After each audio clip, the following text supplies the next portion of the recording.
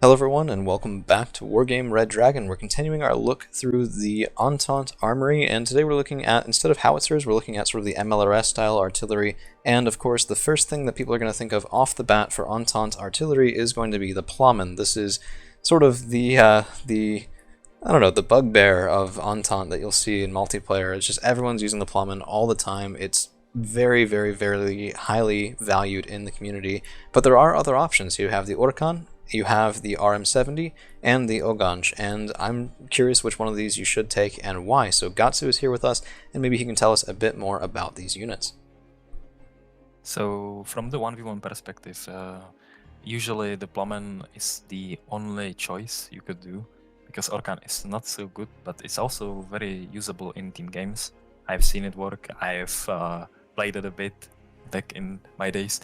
So the thing about Plammen is you're not trying to inflict that much damage, you're trying to inflict suppression on the enemy. So if you have like two Plammens that are consistently firing at the enemy, he cannot play the game. So that's the thing about it. You just bring it a little bit closer, you don't really fire it from your fob, you want to be almost as close as possible. So the tanks or whatnot will just get panicked.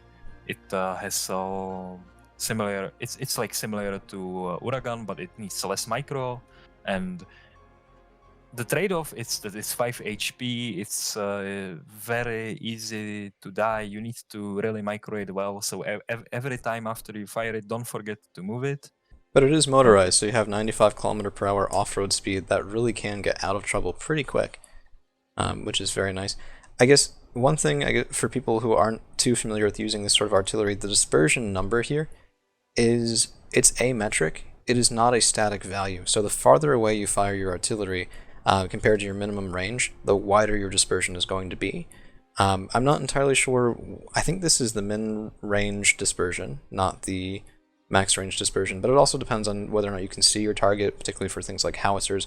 It's a little complicated. So when Gatsu's saying, you move it up a little bit, you don't fire from your fob, I think what he's getting at there is you tighten that dispersion a little bit and make sure that you're really pounding one specific area. Is that sort of what you were talking about? Yes, that's exactly what I meant by that. Okay, like great. The MLRS systems at the lowest point they can fire, they have the lowest dispersion. So like the further away you are, the dispersion is larger, so it will be much higher than that.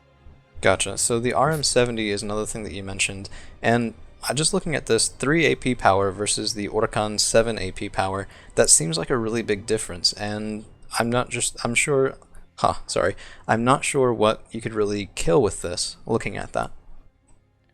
Usually you cannot kill much, to be fair.